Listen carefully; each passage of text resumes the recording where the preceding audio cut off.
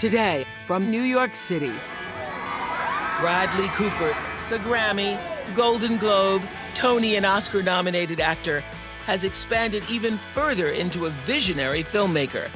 The nominations, the attention, the accolades mean what to you? His first try at directing a film became the box office smash, A Star Is Born. The fact that I had an opportunity to co-write and direct a movie and see it from an idea in my head or a feel inspiration to my soul to showing you this story, are you kidding me? That's like, praise God. A Star Is Born has earned over $400 million at the box office and received 8 Academy Award nominations, including Bradley for Best Actor, Lady Gaga for Best Actress, Best Adapted Screenplay, and Best Picture. What does it mean to be able to fulfill your dreams and be able to just live out the greatest artistic expression? It's expanded my inspiration to create. And later in today's Super Soul Short, the soul-stirring thrill of risking a dive into the unknown. Via the simplest of choices, sink or swim, float or flounder, to transform from ordinary to briefly extraordinary.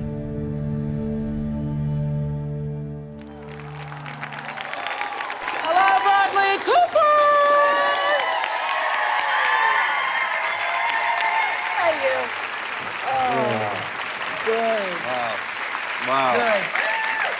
Thank you for being here. Yes. So I know you were at the Oscar nominee luncheon. You've Yeah. been several times. I will tell you the first time, yes, the first time I was ever there, I was nominated for Color Purple. And Gene Siskel, remember Gene Siskel? Of course. Gene Siskel, famous movie critic, Siskel and Ebert, said to me, "You're not gonna win. You're not gonna win the Academy Award. So go to that luncheon, enjoy it. And if I were you, I'd take the bun and bronze it. And that will be your thing." So I actually did. At the end of the lunch, I took the roll, I put it in a napkin, I put it in my purse, I bronzed it. Wow. And that bronzed biscuit roll is now at the Smithsonian. Wow. You showed them. I showed them. I didn't get the Oscar, but I got my bun, okay? So tell us about that experience. I saw some video in the room, and you're talking to Spike Lee and everybody. Yeah. It's incredible. You know, and Nicole Caruso, who's here, is my friend and publicist, said, you know, there are 12 people that have nominations yesterday from A Star Is Born. And I just thought, wow, you know, it's just icing on the cake. To be able to work with people and have them be recognized by the Academy for A Star Is Born is incredible. So it's been a 4-year ride for you. Will you finally be able to breathe and sort of let it go? Let what go? The movie? Yes. Will it feel like done? The movie felt done a while ago. Oh, really? Yeah, Okay. yeah. You know, the truth is, this plays into things that have nothing to do with creating art. It's a whole other element of the business. So Yes. It's really reconciling its effect on you. That's the thing that I tend to deal with. Is like, because you don't ever do it for, I never thought ever doing anything for, first of all, it just takes too much, it's too hard. Like you said, you have to have love to put the work in. Yes. So if it's love to get an Oscar, that's not enough love to put the work that's needed. And nobody who ever gets one is thinking about when you're making that movie, No. oh, gee, this is gonna be an Oscar. It's the joy of doing. I mean, Yes. that's why and that's why, thank God, you're able to put so much work in. This is more about just getting through it, really. This phase. Yeah, and just taking all the goodness out of it, and that's it. So the nominations, the attention, the accolades mean what to you? Where do you have that in perspective? It's so surreal, you know, to be able to grab Spike Lee yesterday and talk to him, a guy who made a movie that changed my life, Do the Right Thing. When I saw that movie, it really made me rethink what I thought I knew, even as a young man growing up in Philadelphia. So to be in that world, you know, I remember the first time I was nominated, Daniel Day-Lewis. I was in the same category with Daniel Day-Lewis and Denzel Washington and Hugh Jackman, and it was just, you know, to be there this year with Christian Bale, Viggo Mortensen, and Rami Malek, you know, and to be a director now, it's so surreal, Oprah, to be honest. I mean, it doesn't make any sense.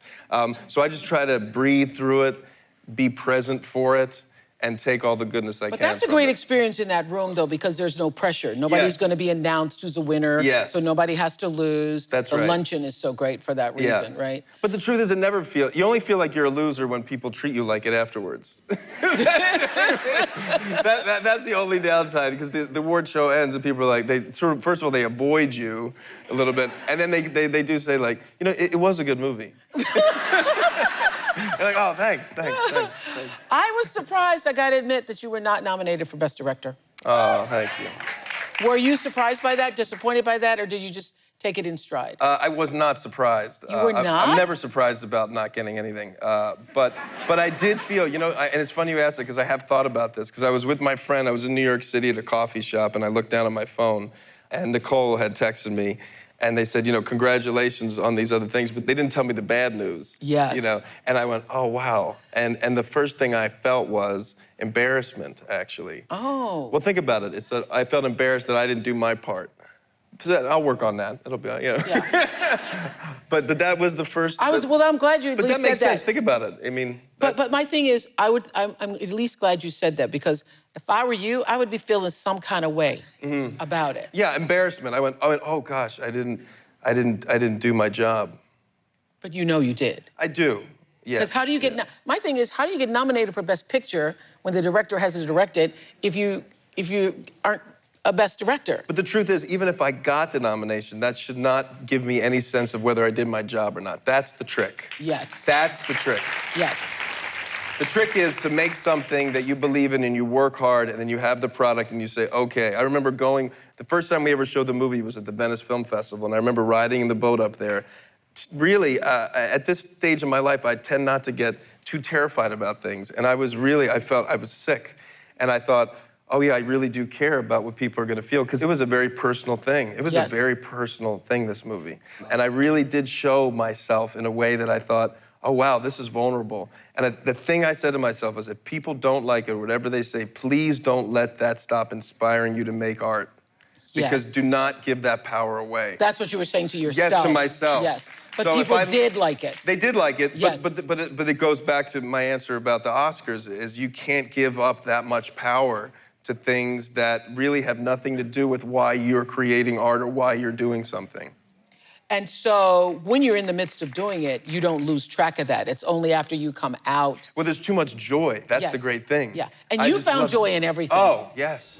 Bradley worked on A Star is Born for over 4 years. He wrote, produced, directed, starred in, and even composed music for the film that has captured the world's imagination. He spent months learning to play the guitar and surprised audiences with his world-weary voice. He intuitively cast the incomparable Lady Gaga to step into the shoes of the iconic role famously played by Judy Garland and Barbra Streisand. The fact that I had an opportunity to co-write and direct a movie and see it from an idea in my head or inspiration in my soul to showing you this story, are you kidding me? That's like, praise God. From going to Gaga's house and she made you spaghetti, and then you, on the phone, you Yes. all filmed your first moment. Yes. She says you can sing. Yes. What did that feel like? When She was wrong. I had to work hard. She was kind. It was a song. It was like the only song I could sing. It was the one I asked her to sing. Coming up,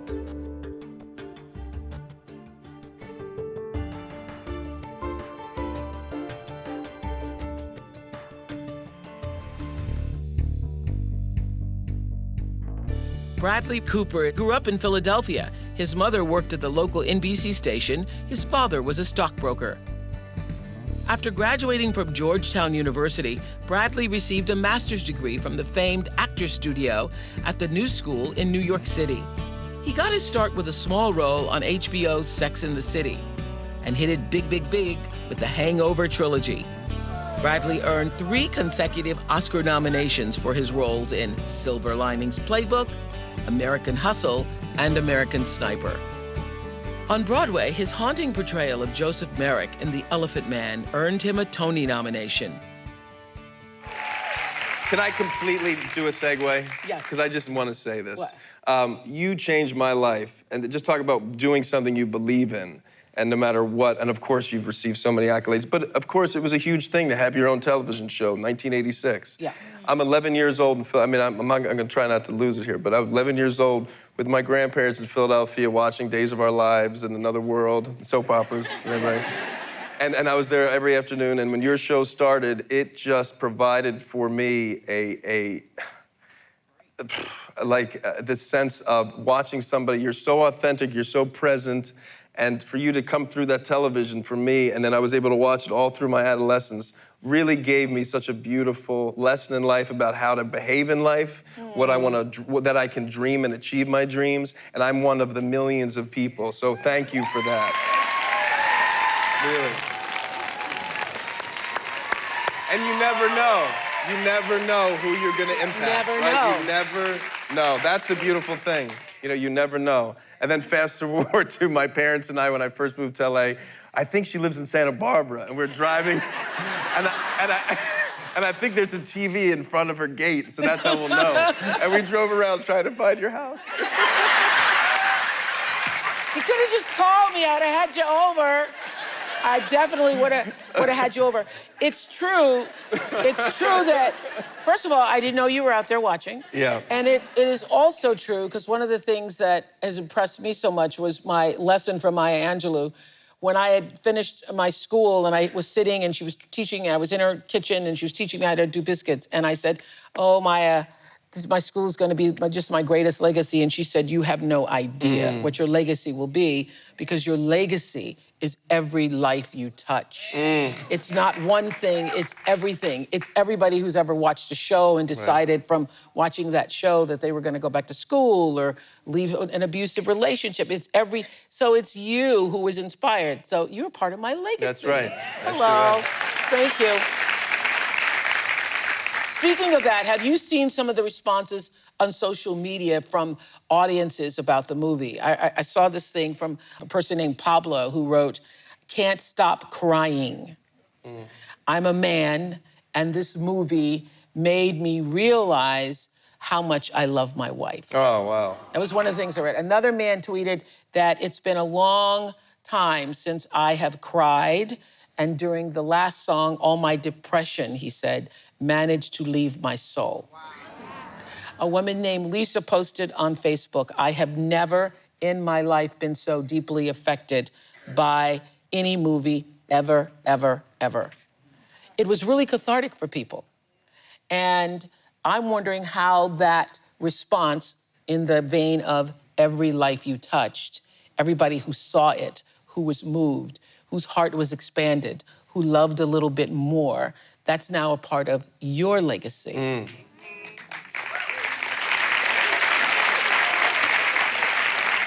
I'd say it reinforces the hope and the goodness of people and how much we need each other. The only thing I set out to do was to tap into as an authentic place as possible in myself and everybody I asked to make this movie, to tell the story of a human story of people that are gonna deal with their family life, trauma as a child, addiction in a real way, and love in this life and finding your voice. I thought, even from the beginning, why am I gonna make this movie at 40 years old? Why am I gonna direct? Because I thought, if I can do this, if I can really tap into what it is for me, all of those things in a story, make it cinematic. Oh, singers, that's a way, and in that world, that could be cinematic. But if I could really hone in, and always the anchors are all these things that I personally can relate to, and everybody in the movie, the hope is you will relate to it. And movies, for me, since I was a child, have always shattered me in a way that broke me apart, and then I was able to put myself back together because it tapped something in me that I didn't feel alone. And I thought, if I could do that for you, then that's a reason why I'm here. And that all comes down, so when I hear you read that, it reinforces my deep feeling that how much we need each other and how much we actually do love each other, and what was said here, and how much we actually do relate to each other no matter what. So I believe, and I know you know this too, that people are craving this authenticity. People are craving a sense of goodness and conviction. And I think people both outside and inside of Hollywood see that in you. It's what Lady Gaga and Sam Elliott have said about working with you. How did you cultivate that personal character? I mean, come right away, parents. Yeah, upbringing, age, going through strife, going through a failure and then coming out the other side. You know, I think all of those things, meditation, massive, huge, huge thing for me. Meditation is big. Prayer. Regularly? Yeah, regular meditation. The real deal. Yeah, I don't know what, I mean, real for me, yeah, 20 minutes a day, yeah. Yeah, I need structure. Yeah. Yeah, so yeah. My hope is that the thing that I realized when I was in my late 20s is that, oh gosh, if I don't get my stuff together, I'm not gonna fulfill my potential as a human being. And I think that started a path that I just, every day I wake up and I try to be present. And we spoke right before here, I wanted to show my gratitude today. Yeah. And that's, the fact that I want to show my gratitude to you today, and I don't want you to like me, or fear me, or think a certain way about me, or show you a person that I think I'm trying to show you, but just be myself, is such a blessing.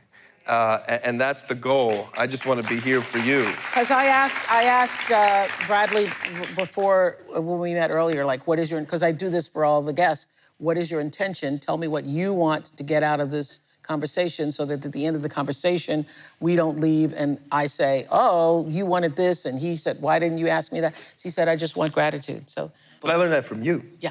Did you learn that from me? Coming up.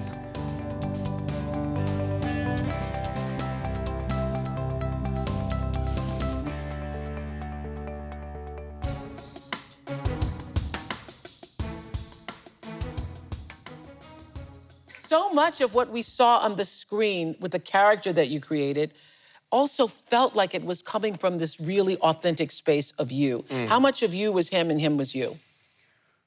I mean, that's a tough question. You know, all of me was him, right? Because I literally am him.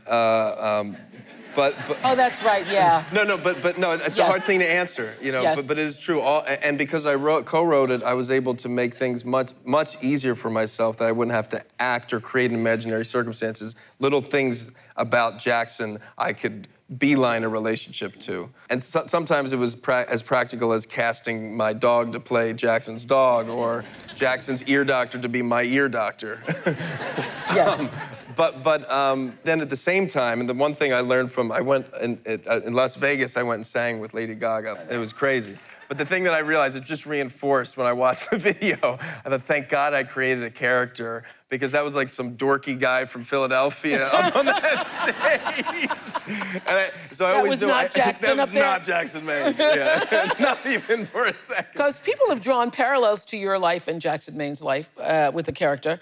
And you've said that in creating this particular piece of art, that you actually hope people did learn more about you, or a lot about you.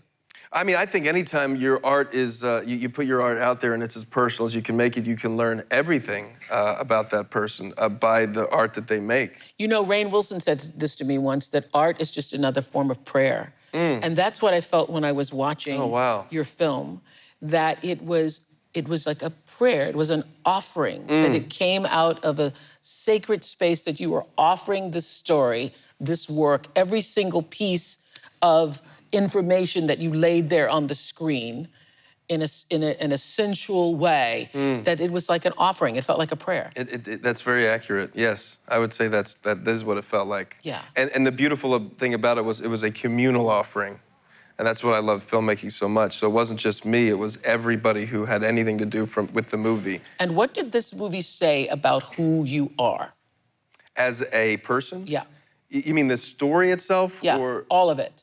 The making of it, all of it. That I know that I need. At the end of this journey, as you said, you've already laid it down, but at the end, you came into what part of yourself by doing this film? Well, I found myself in a place of utter serenity artistically, where I was in the right place at the right time every day I was working on this movie. That was a wonderful feeling. It also gave me the confidence to keep doing it. And also made me realize just how much more powerful we are when we work together. The fact that I could have a dream, and then all of these people that helped and worked on the movie and put all of themselves, and I demanded a lot, we all worked together to fulfill that dream. I mean, that gave me a lot of confidence about community and about going further, what we can all create together when we work together. Because that is the thing I love about filmmaking. It is a collaborative art form. So does Lady Gaga have any advice for you about singing live in front of tens of millions and almost 1 billion people? You know, her best advice, and she gave it to me when we were shooting the drag bar scene when Jackson sings when he's waiting for her to come out of the dressing room. I sang it once, and she came up to me and just whispered. She said, "You don't have to, don't try to sing it." And it was the best. It was the best direction. And it's just when I'm just saying, if I'm actually like acting, I'm actually talking. When you're talking, you're telling a story when you sing, and then all of a sudden, all the work just comes through without you trying to force it. So her best advice to me about singing was just try not to sing. Will you? Which is interesting, which is kind of like acting, because you're trying to get people not to act. Right. Just to actually just behave and get out of your head. Will you be the most nervous you've ever been when you're singing up there on that stage? My hope is that I won't be nervous at all. Okay. You know, my hope is that, because I want to enjoy it. I want to enjoy it. That's true. And if you're nervous, you'll miss the whole thing. Yeah, you tend not to enjoy it if your mind's racing. I just want to be completely present. I think you're just gonna ride that wave right into the moment because you would have rehearsed the day before. Yeah. You're gonna know what you're doing. So And we did sing everything live in the movie, so it's not like I haven't had that experience. It is much different on live television at the Oscars, and Jackson, Maine doesn't exist anymore. But what was terrifying was going in Vegas when there was no rehearsal, and I was watching the show and just got up there. And also, I just felt like I didn't want to let her down because she had just done this incredible show for 2 hours, and I'm going to ruin it in the last 5 minutes. But no, I'm going to put the work in. Yes. And so the hope is when you put the work in, then you can just enjoy it, and then you give it away. And that's the whole thing is people want to hear that song. I have no desire to sing that song at the Oscars, but I have a desire for people to hear something they want to hear. And you're doing that for us. That's right. Thank you. So Lady Gaga said this about you. She said she ran from Stephanie for a long time, and then she put on a superhero cape and called herself Lady Gaga, and that you challenged her to do a deep dive into a place where she had to see herself again, where I had to be Stephanie again, she said. How did you do that? I hope I did that through example, that she saw that I was holding her hand and we were doing it, walking down the path together. And that was part of the benefit of being able to act in the movie I directed. She put the work in. You know, I actually knew that she wasn't in that place. And I asked the studio if we could wait 2 months, which, as you know, is a big deal. And we just doubled down and we worked with 2 acting coaches that I've learned, that I've loved over the years, Susan Batson and Elizabeth Kemp, who has since passed, who was a major influence and teacher in my life. And she just put the work in, because all I was interested, as I said, was having something real and authentic. And I thought that Eric, Will, and I wrote a character that if she dug deep, she could find a real authentic way to inhabit that role of Allie. And she put the work in, and then she was just magnificent. Best Actress nominee. Yeah. Hello. And that must have been rewarding to you, too, having her get nominated. My God. And Sam Elliott. And Sam, okay, so when Sam got nominated. Oh, no, no, come on. Come on. It was amazing. Amazing. And yesterday, it was a great thing. So they ask you all to go on these risers and they take a photo, and it takes a long time for everybody to go up. Get up there. Yeah. And Stephanie was 2 people to my left, and then Sam was like 10. And and Tom O'Sanage, the sound mixer, and Mark Ronson, who wrote a song, was over there. But I was just watching. I spent a lot of the 45 minutes while they were calling names, and we're just standing there, just looking at the 2 of them and thinking, like, I felt just so grateful. It was amazing. Yes. And seeing Sam Elliott, who's been in this business for over half a century, just, up there, and I could tell that I think he was really proud. Enjoying it. Yeah. Coming up.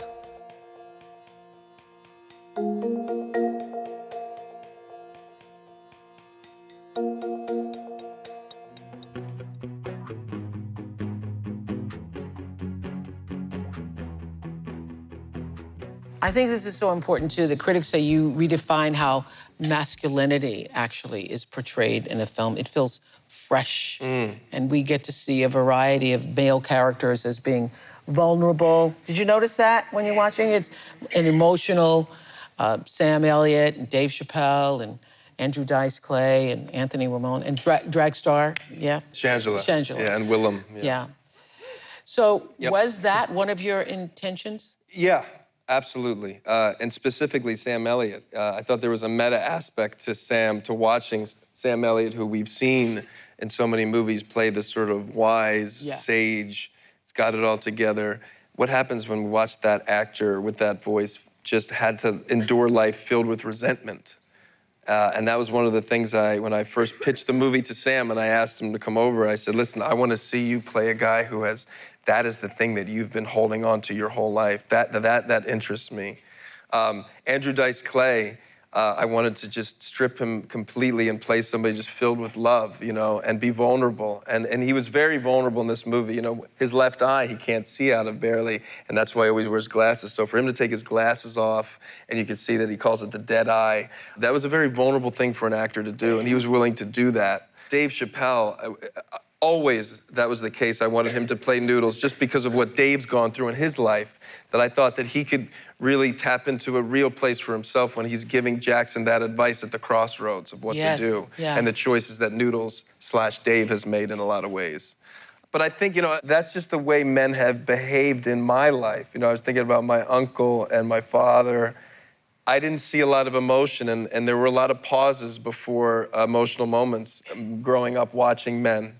And that always crushed me as a child, watching my father cry. You literally see them choke Oh, on yeah, it. I remember when my grandfather died, and we were in the hospital, and my uncle, who I idolized, was there, and he came, and my father was there, and him touching my father's shoulder. And my father was sort of the surrogate child for my mother's side of the family. She had a wonderful Italian family, and he was sort of adopted by them in a lot of ways. And my uncle said to him, he loved you like a son. And that was just a moment, seeing them both break down, that was ingrained in my brain forever. Your father Charles passed away in 2011. Yeah. The two of you, I have read, were very close. And you described this as a seminal moment in your life that actually shifted into a new reality. I read that he died in your arms. Yeah. Yeah. What was it like for you to bear witness to that? Yeah. It was everything. It was the biggest gift he gave me. The second biggest gift. Having me, bringing me into this life, and then him allowing me to be witness to his passing was equally as huge. And it really honestly felt like he was cradled, his head was right here, and when he took the last breath, I honestly felt like it went into me, and I never seen anything the same since. And I stopped sweating stuff that I was sweating before that. It changed the way I was as an actor by like the next day, and I just started to live my life in a different way. It was, I had seen someone die before, but losing my father in that way, it was changed everything. Yeah, I knew that would be a tough question for you, but I wanted to ask it because I wanted to have this conversation. I just believe, I have seen it so many times myself and feel that when somebody who loves you dies, and I'd never heard you talk about like his last breath going into you, but I feel and know in my spirit that that's what happens, that people who have loved you here in this dense plane, when they pass, the energy of them abides with you in a way that it absolutely could not when they were in the dense body. That something happens in the transference. I mean, that's how I experienced it. If you told me... I can't even believe you're saying this, because this is what I know to be true. Yeah, I mean, I could tell you exactly. I remember his head and his balding head, the texture of his linens, and then I remember raising my head, and my dog, Charlotte at the time, was there at the bed, and it was nighttime, and exactly the clock, everything. I remember that moment, and I looked up, and I thought, everything was different. And I think that's because you actually, if you're open to receive it, you become more expanded, you become bigger, that the spirit of that person comes in and abides with you in a way that was not possible in the density of the earth plane. I hope so. And so you actually become the better for it. Yes. Did you feel that? Oh, Did no you feel question. that? Oh, no question. Stronger, more open, more willing to fail because of him and because of that transference. And there's a knowingness that happens that you didn't know before, right? There's a lot of knowingness. I mean, the reality of mortality hits you like a ton of bricks. And grows you up right there. Coming up.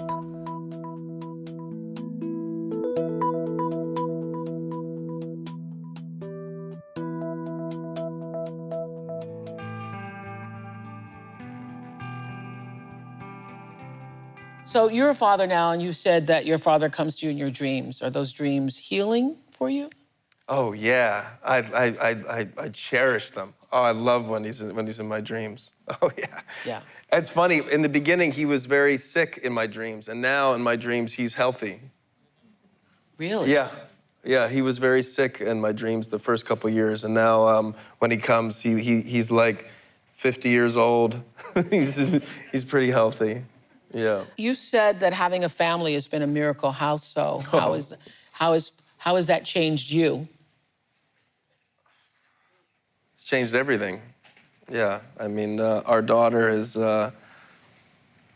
she's incredible. And I see my father and her quite often, and I can't believe I'm gonna admit this, but I have in moments when she was a child and I was just in the room with her, I would say, I would say, Dad.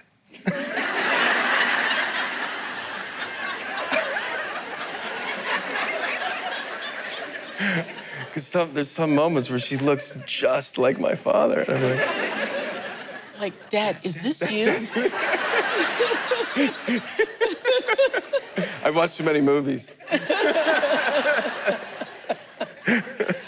So you shared with us earlier about what you do, that it's meditation every day. You seem pretty grounded, like you're handling this whole lifestyle, Hollywood, all of it. It has its place with you. It also is like, you know that movie, I think it was Broadcast News? Yeah. Sure. Yeah.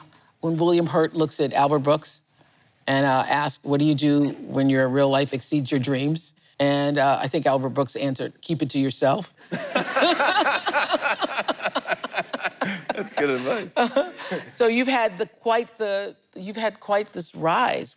What does it mean to be able to fulfill your dreams and be able to, as you were saying with this film, just live out the greatest artistic expression of yourself? It provides the courage to keep going and expanding. You know, it's funny, when I was in the audience, even when I was a kid, I never had, where do you see yourself in 5 years? Yeah. Or a board. For some reason, that never was something that spoke to me. But maybe that's because I knew I wanted to make movies since I was 12. And I was almost burdened by that knowledge in some ways. But the thing that I feel like, for example, like if this movie gave me anything, it's almost like if my like landscape of vision was like this before, it just went like that. And I feel like, okay, now I see other potential, an ability to tell stories, to keep telling stories that I think that fear had made it, put blinders on. And now so it's expanded. It's expanded my inspiration to create. You just can't do better than that. And a lot of people, as you know, think people become actors because they want to be famous. And you've described fame as, I think you called it a song and cacophony of noise. Yeah. And then silence. Yeah. What do you mean by that? What is that for in you? terms of this property, A Star Is Born, and how an element of it which is unavoidable is how do you deal with fame, and I didn't want to have any. I just didn't have an interest of showing like a press conference or being chased by paparazzi. But so I thought, what is the sort of impact of fame? And I thought, sonically is how I think about fame, where you're with the cacophony of noise at the beginning of the movie, and then and silence. So that I'm here with you, with all of you, and it feels wonderful, and I'm filled, and then I'm gonna leave, and then you have to readjust. And that's a transition that you have to make. And that's why family is everything. And that was part of why I wanted to tell the story of Jackson, is because he didn't curate any other aspect of his life. And because that's gonna go. And so that's how I wanted. You mean the fame part? Yeah, the fame part, yeah. But personally, I had the benefit of Hangover was really the first time that I felt that shift. And I was 36 at the time, I think.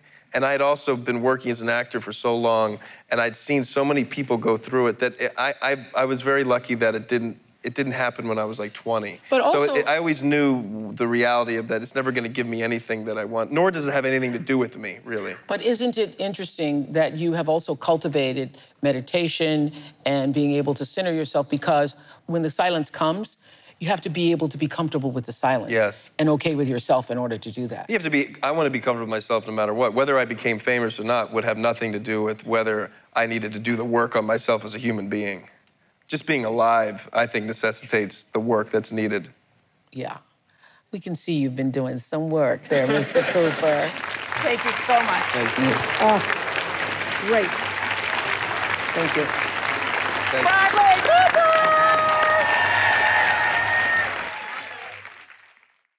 Coming up,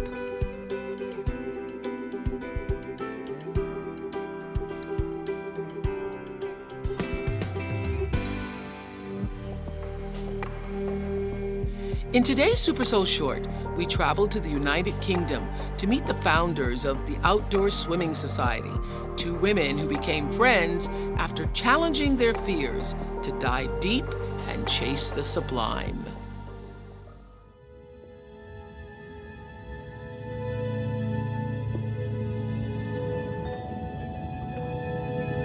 There is always that element of the unknown on a swim, of discomfort and risk. Fear of the cold, of the deep, of not being fit enough.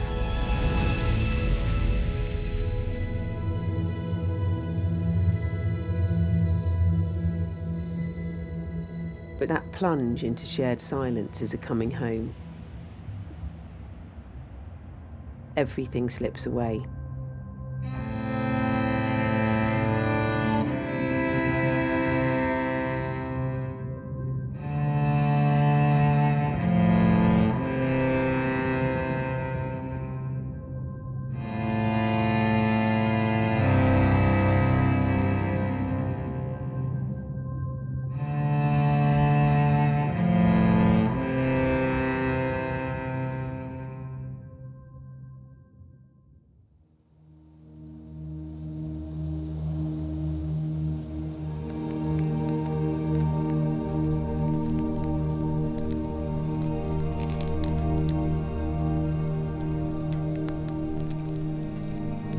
We have been swimming together for years, all over the country.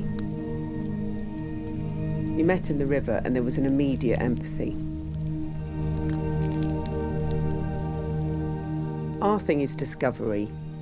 We enjoy the freedom of a good adventure.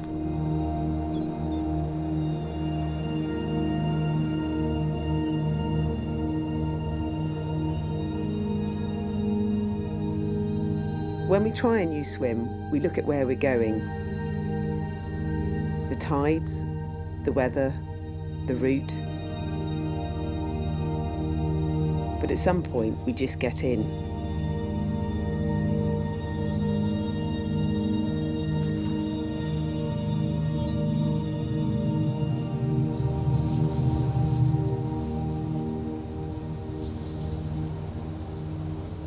People have always swum, but when we started the Outdoor Swimming Society, most people thought rivers and lakes were dirty, dangerous or illegal. That's all changed. It's the getting in we find hard, not the being in. That step forward from the shoreline, Kari calls it her Eeyore moment, when we stand on the water's edge, warm and dry, and regret what's ahead.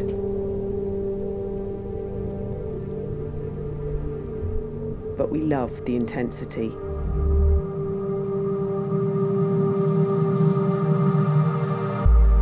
In deep water, your life is always in your own hands.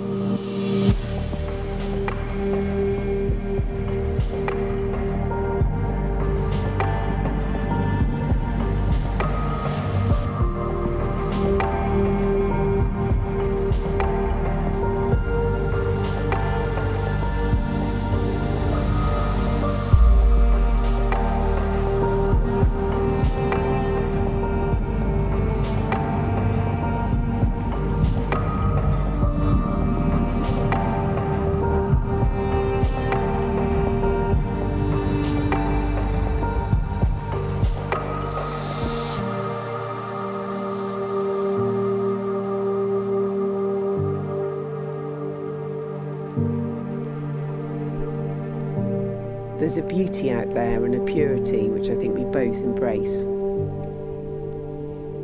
It's good to swim with someone with a poet's heart.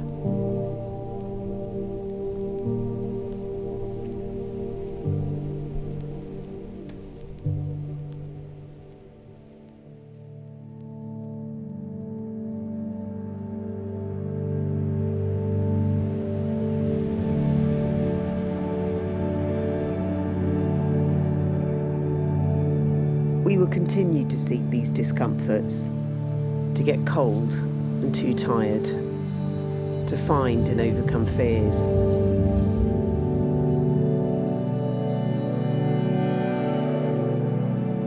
But simultaneously to experience what feels like life's biggest freedom via the simplest of choices: sink or swim, float or flounder, to transform from ordinary to briefly extraordinary.